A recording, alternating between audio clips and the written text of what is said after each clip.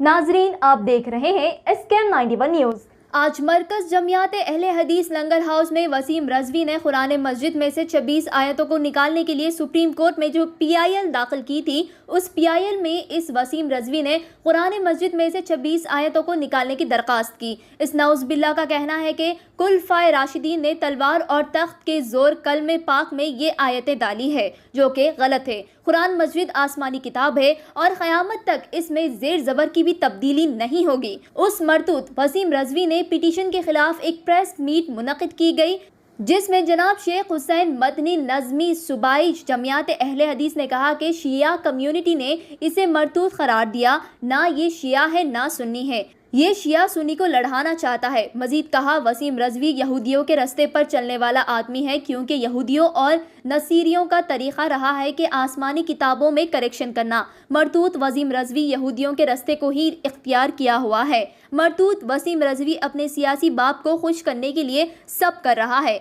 हैदराबाद सिकंदराबाद के नायब अमीर जमियात अहले हदीस SK वाजिद हसन मदनी ने कहा कि हर रोज़ और हर मोहल्ले की मस्जिद में नमाज के बाद बच्चों को कुरान शरीफ की तफसीर बयान करे, और इन्होंने कहा कुरान मस्जिद अमन का पैगाम देता है, इसे समझ कर पढ़े और अपने बच्चों को भी कुरान शरीफ की तफसीर सुनाए। हमारे नुमाइंदे रिपोर्टर जहांगीर की एक खास रिपोर्ट पेश है। SKM 91 न्यूज़ के editor in chief Ishtiyaq Ahmad, मैं हूं Hanan Fatima, bureau report SKM 91 news.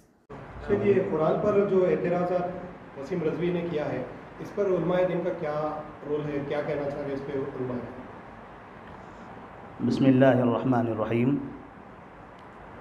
Quran मजीद से मुताल्लिक़ वसीम रजवी ने जो 26 आयतों का ज़िक्र किया है कि उसमें दहशत गर्दी की तालीम दी जाती है, अल्लाह तबारक व तआला ने कुरान में वज़ाहत फरमाई है कि ज़ालिकल किताबु ला रैब फ़ीह, ये किताब ऐसी है कि जिसमें किसी भी किस्म की शक व शुबे की कोई गुंजाइश नहीं है। तो ऐसा शख्स जो कुरान पर एतराज़ करता है, उनके लिए ज़रूरी है कि पहले वो कुरान पढ़ें, कुरान की तालीम हासिल करें, अपने उलमा के पास जाएं। जब तक इंसान कुरान को नहीं पढ़ता, हो सकता है उनके जहन में गलत बातें आ रही हों, इसलिए उन्हें कुरान पढ़ने की ज़रूरत है। और एक बात ये है कि हर बार वसीम रजवी कुरान को लेकर या फिर सहाबा को लेकर या फिर उम्महातुल मोमिनीन को लेकर जो है ना, हर बार निशाना बनाता है, टारगेट करता है। और हमारे मुल्क में कई मरतबा ऐसे अफराद पैदा होते हैं कि जो मुल्क के अमन को ख़राब करने की कोशिश करते रहते हैं, कभी हिंदू मुस्लिम के दरमियान, कभी शिया सुन्नी के दरमियान, और कभी ख़ानदानी नामों से।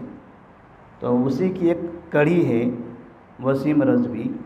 कुरान मजीद के मुताल्लिक़ ऐसी बातें करने की वजह से मुसलमानों के दरमियान जो गुस्सा पाया जाता है, वो चाहता ही है या उनकी ख्वाहिशें ऐसी हैं कि मुल्क के लोगों का जहन किसी और तरफ माइल कर दिया जाए। मुल्क में महंगाई बढ़ती जा रही है, मुल्क की आवाम परेशान है, पेट्रोल महंगा हो रहा है, किसान रोडों पर है, और ऐसी तबाही मईशत के एतबार से आई हुई है। तो वक्तन फ़वक्तन कुछ ऐसे अफराद होते हैं जो मुल्क की आवाम का जहन किसी दूसरी तरफ माइल करके असल मुद्दे से हटाना चाहते हैं। बस यही एक मंशा है, वरना हकीकत में अगर उनसे उनके दिल से पूछा जाए क्या वाकई कुरान मजीद में कोई गलती है, तो वो कहेंगे नहीं, कुरान मजीद बरहक किताब है, इसमें कोई गलती नहीं है। शेख, आखिरी सवाल ये है, जमीयत अहले हदीस की जानिब से ये पैगाम दिया जाता है कि जैसे हमारे मुल्क हिंदुस्तान में कानून है, कोई इंसान जुर्म का इर्तिकाब करता है, गलतियां करता है, तो उसको सज़ाएं दी जाती हैं, उसे जेल में रखा जाता है, जुर्माने लगाए जाते हैं, और मुख्तलिफ़ किस्म की सज़ाएं कानून के एतबार से दी जाती हैं। तो कोई ये नहीं कहता कि हिंदुस्तान का कानून हिंदुस्तानियों को मारने के लिए, तोड़ने के लिए, जेलों में ठोसने के लिए और जुर्माने लगाने के लिए है, या हिंदुस्तान वाले ही हिंदुस्तानियों को मारना चाहते हैं, बल्कि हर इंसान हिंदुस्तान का इस कानून को अदल इंसाफ वाला कानून मानता है। तो क्यों जिस कानून के अंदर सज़ाएं हैं वो पूरे हिंदुस्तानियों के लिए नहीं हैं, وہ سزائیں ان لوگوں کے لیے ہیں جو ہندوستان کا امن تباہ کرنا چاہتے ہیں، ہندوستانیوں کا مال لوٹتے ہیں، ہندوستانیوں کو تکلیف دیتے ہیں۔ قرآن مجید میں جہاں پر سزاؤں کا یا تعزیرات کا تذکرہ ہے، وہ عمومی طور پر ایسا نہیں ہے کہ قرآن تمام لوگوں کو مارنے کا حکم دے رہا ہو۔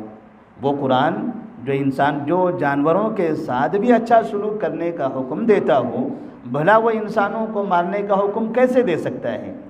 قرآن نے جہاں مسلمانوں کے ساتھ اچھا برتاؤ کرنے کا حکم دیا، وہیں اسی قرآن نے غیر مسلمین کے ساتھ بھی اچھے تعلقات رکھنے کا حکم دیا ہے۔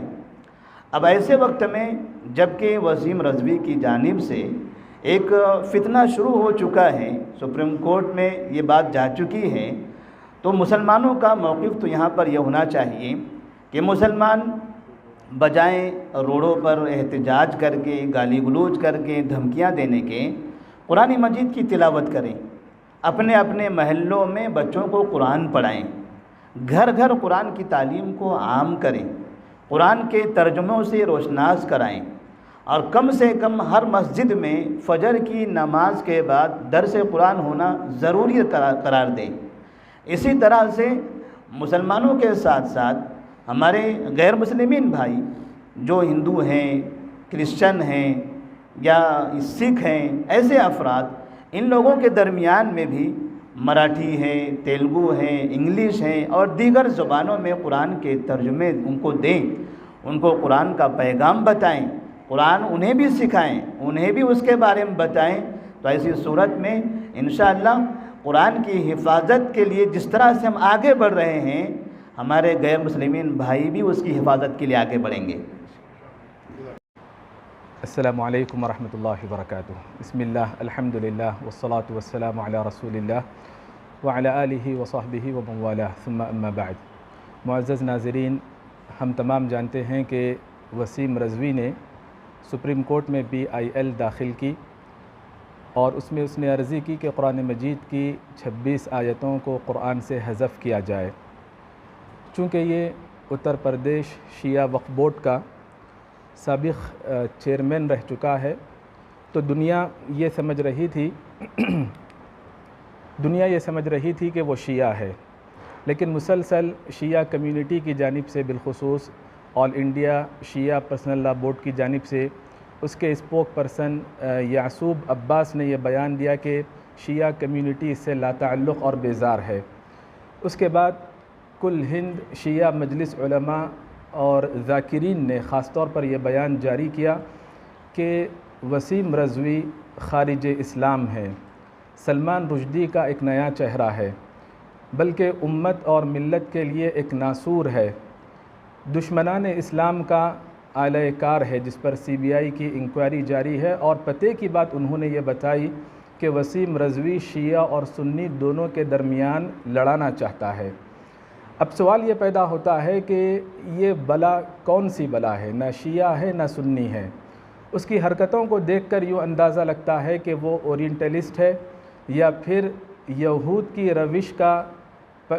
کی روش پر چلنے والا آدمی ہے، چونکہ آسمانی کتابوں کی تحریف کرنا یہ یہود کا طریقہ رہا اور نصارہ کا طریقہ رہا، اور اس نے دوبارہ یہود کی روش کو اختیار کیا اور اس کے لیے عرضی داخل کی۔ ماضی قریب میں دیکھا گیا کہ اس نے ام المؤمنین حبیبۃ حبیب اللہ صدیقہ بنت صدیق عائشہ رضی اللہ عنہا کے پاک دامن کو داغدار کرنے کی کوشش کی، خلفائے راشدین پر الزام اس نے لگایا، اور دوسری جانب اس نے یہ بات کہی کہ بقیہ قرآن قابل اطمینان ہے۔ اگر واقعتاً ایسی بات ہے تو بقیہ قرآن میں اللہ نے یہ بات بتائی، اِنَّا نَحْنُ نَزَّلْنَا الذِّكْرَ وَإِنَّا لَهُ لَحَافِظُونَ، قرآن کے ہم محافظ ہیں۔ ما فرطنا فی الکتاب من شیء، قرآن کے تعلق سے ہم نے کبھی کوئی کمی بیشی نہیں کی، یعنی اللہ تبارک و تعالیٰ نے ہر لحاظ سے قرآن کی حفاظت کی۔ وسیم رضوی نے خلفائے ثلاثہ پر اعتراض کیا اور علی رضی اللہ عنہ کا اس نے دانستہ طور پر نام چھوڑا۔